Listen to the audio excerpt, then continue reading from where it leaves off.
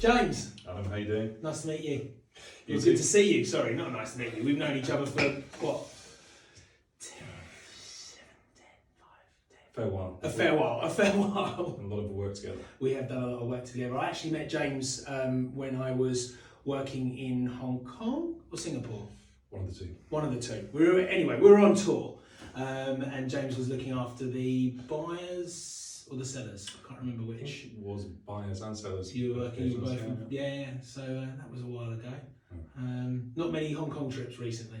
No, we don't need it in this heat. No, exactly. Good number. So James Singleton works at Fletcher, big firm of solicitors that we do a lot of business with, and I've worked with personally as well as in my business world, and fantastic solicitors, which is why I wanted to bring James on and have a quick Q&A for people to understand a little bit more about what was going on in the legal side of the world.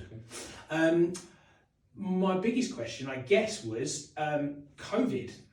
What a whirlwind that was for everybody in the entire property world. I mean, obviously we were very lucky in that we could carry on working, and we were still selling properties, which then made your job even more exciting, shall we say. How did you find it? Well, there's been a big shift, obviously, with working from home. Had to be a big readjustment.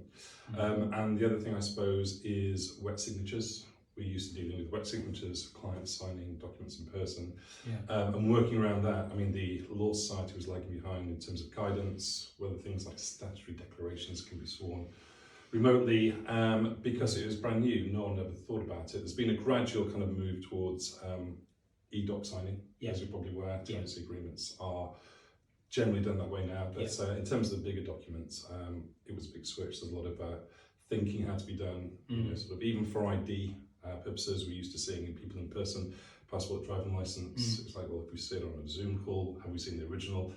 Things like that we had to resolve, but no, it's 18 months now, I guess. People have kind of got used to it.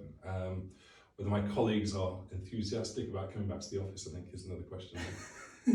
But personally, yourself, do you prefer being in a team and being able to ask questions of your peers and what have you, or is it, you know, you're quite happy working on your own steam? I think it's essential, particularly with the junior lawyers. If they've got a question, they can come speak to you. They're on a case because I'm obviously quite senior. If they've got an issue, they can come speak to me and resolve it straight away. If they're sat at home, I'm sat at home, there's a call that gets missed, then it's writing out an email, and one conversation is 6 or 7 emails. So that's the importance behind it. And I think if you don't have those younger lawyers working with you, they're going to lose an awful lot in terms of training. Of course, absolutely. I think that's been the same, I think, for throughout many industries. But we found that the time frames for things going through was a lot more. And I know that's a lot to do with it, but also, you know, you've got your councils, you've got your brokers, you know, getting searches back, things like that. I mean, some councils are taking 12 weeks to get searches back. I think Hackney stopped completely, didn't it? They did, absolutely, which was a real tough one. So, interesting. Obviously, we had the stamp duty break, which caused a lot of pent-up buyers to start acting and people moving out of London, and it was a bit of a nightmare up until the end of June, as we well know. In your opinion, I mean, I have my own opinion on this, and I think that this will happen. Do you think that the government would or should change the way that the taxation is on property? I mean, that's a big question. There's been... I don't want to make this easy for you. No. But I mean, it's interesting, there's been a huge change. So back in the day, if you're paying stamp duty, you had one form to fill in. It took 5 minutes. You got it stamped physically. That's why it's called stamp duty, because you had a little stamp on for the land registry.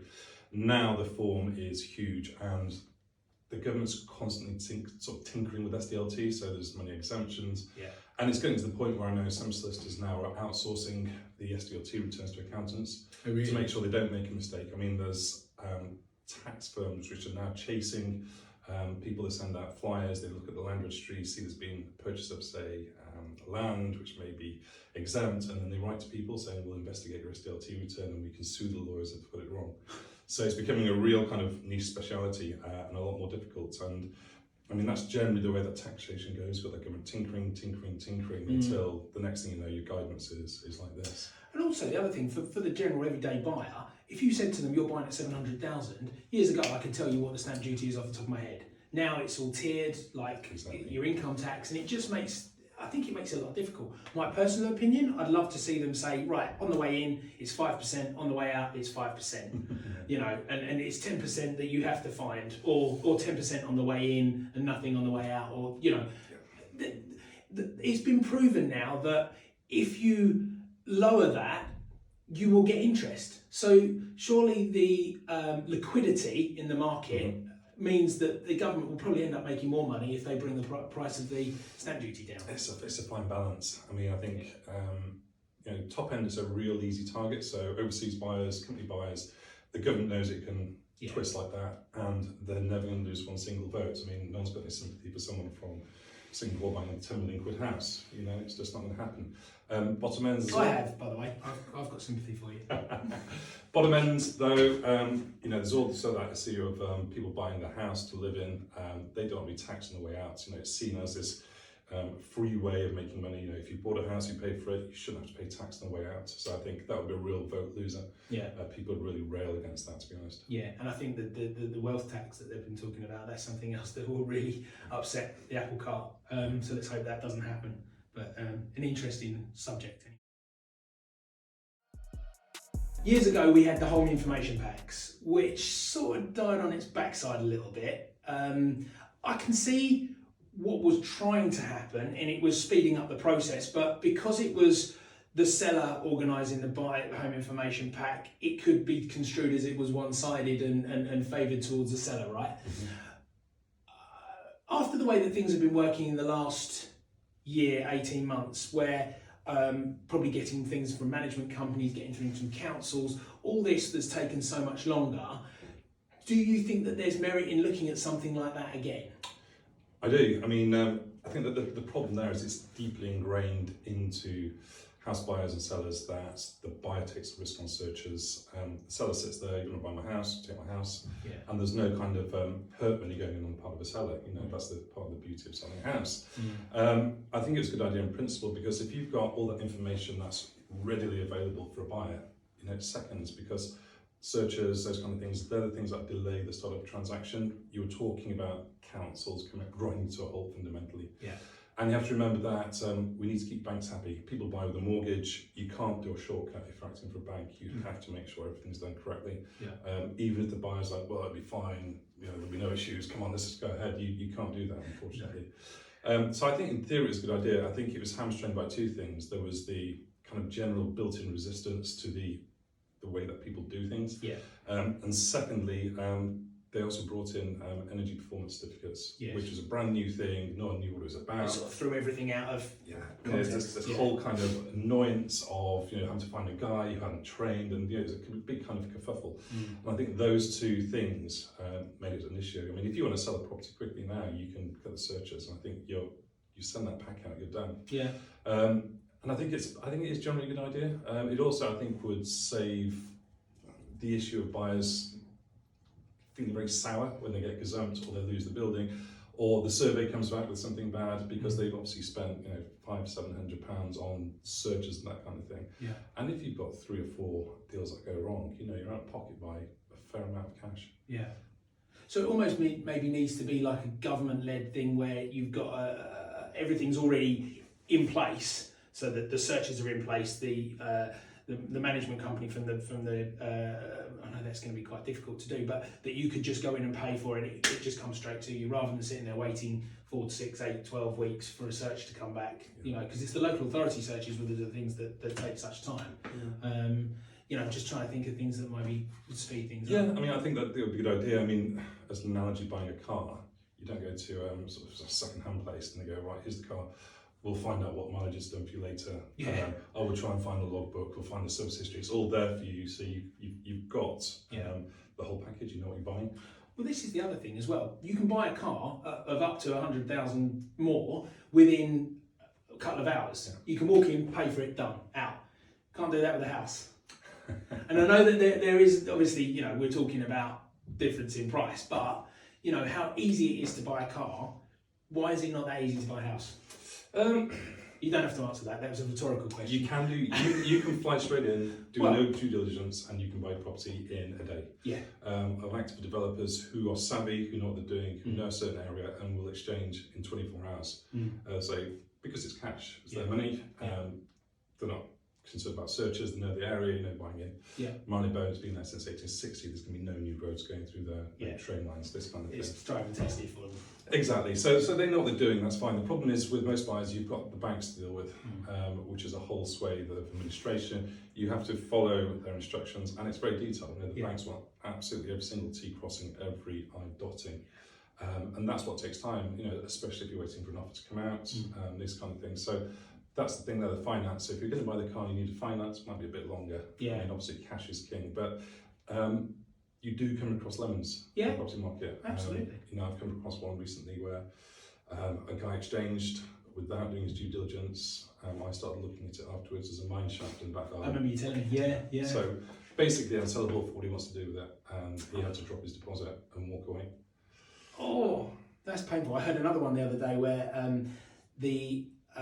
something had happened with the solicitor not sending a certain form or something. I can't remember what it was, but basically what happened was there was subsidence in the house and it hadn't been picked up, and they exchanged, and then all of a sudden they received their, because of the delays in the post, they received their survey report, and house got subsidence. They bought a house with subsidence, so they've got to deal with that, which they can't back out of that. They have to go on, but the cost of the implication is. Well, I mean, that's why you instruct a solicitor, because if it does go wrong, if he's missed something, you get to sue him. Absolutely. That's it, really. That's the fundamental. Get good legal advice. That's a fundamental reason for our service. Exactly. If it goes wrong, you're not going to be out of pocket. Yeah, you're in charge. What, in your opinion, could be done to speed up the process? I think, you know, if sellers front-loaded with searches, those kind of things we talked about, the home information packs, that's it, because, you know, you set up a data room or you get it all in PDFs. The moment you get a buyer who's committed to the purchase, you hit send, they've got all the information they need, all the replies to inquiries, everything's there. And then it's for the sort of buyer solicitor to get through it, rather than the buyer sort of getting instructions, requesting information, getting money on account to do searches, then he sends for the search, you know, this kind of delay there. The other delays, I suppose, are bank offers, mortgage offers, that kind of thing. Management packs. Again, management packs, but if you were buying, or if you're selling a flat and you got those replies up front, then you're ready to go, basically. Yeah, exactly. Yeah, no. I So, completely agree. So policymakers, get on this. We need this. This is with this will speed up the process. It will enable more people to move, because it's the longevity. It's like, we have an analogy in a estate agency: time kills deals. Yeah, and the longer it takes, the more likely people are to get cold feet, whether it's selling, buying, whoever it is. You know, if it was a quicker transaction, and I'm not saying that a quicker transaction you won't get cold feet, but you know, it would be a much less stressful process. And I'm sure that stress has a lot to do with it. When people are buying it, you know, they're thinking, oh, do I want the stress of moving? You know, it is a stress. And, you know, we at Dockley's, I try and do everything that we possibly can to make it the least stressful it can possibly be for people. And unfortunately, that doesn't always work. But, you know, we try and take as much stress off people as we possibly can. And that's why we, you know, introduce people like yourself that, you know, have been doing it for a very long time and are very good at their job. I think another point as well is the way the conveyancing industry has gone. So back, you know, sort of 15, 20 years ago, it was quite a reserved occupation. It's quite expensive. So legal services opened up, and with that has become a race to the bottom in terms of fees. Yeah. So what you see is the larger firms who won't be using solicitors. They'll be paralegals, legally trained characters, and they can't make a decision on something. Yeah, and can't sign something off. Exactly, and it's a volume business. Yeah. And they're doing that. They're wanting freehold houses, and they charge low fees, and people go for that low fee. But the reality is, to charge low fees, you need a big caseload. Yeah. If you've got a huge caseload, you haven't got time to push things through. You can't sit on one matter for a whole afternoon and push it through. Well, like us, you know, if I take on a property, I want to give that property and that client as much time and care and of my time that I possibly can. Whereas, you know, if I've got 50 properties, which I know there are estate agents now that do it in a very similar way, that charge a flat rate fee, which is quite cheap, but they spread themselves too thinly and you don't get the service. So it's the old analogy, dare I say it, pay peanuts, get monkeys. No, I'm joking, I'm sure Have you seen a slowdown in the amount of instructions that you're receiving since the stamp duty holiday ended? I'd have to say no at the moment. Things are still pretty buoyant. People are still keen. I don't know, it's because everyone's been sat around for 18 months, sort of sat in their hands thinking, well, I'll deal with it when COVID's finished. Yeah. There's that kind of light at the end of the tunnel now, so people are like, well, let's get on and do it. And I mean, that's been reflected in the latest price surveys I saw for last month. There's been a big rise, particularly outside London. I think that's people maybe thinking, well, I've been sat at home for 18 months. Do I want someone with a bigger garden? You know, this kind of thing. And it's kind of one of those events, this whole thing, is where people sort of stop, take stock, and maybe pivot. Make life decisions. Yeah, exactly. Yeah, and some people moving abroad, some people moving, you know, I know it's not as easy anymore, but, you know, moving to the countryside, giving themselves a better way of life or whatever. Yeah, I mean, certainly these big law firms who've turned around and said you can work from home 3 days a week now. Right. You've all been working from home for 18 months, it's worked fine. Yeah. Obviously we need some presence, we were talking earlier on about. Has it been working fine? But they're saying, well, it's been working. Yeah, if that's the case, I can live 40 miles outside London. Yeah. And just come 2 days a week. Yeah. And I've got a bigger house, I've got more space, and you've got that space in your house to have an office. You can shut yourself off, lock yourself away from the family, and do what you need to do. No, absolutely. Exactly. No, I really appreciate your time. Thank you No worries. very much. Cheers. Good to see you. You too.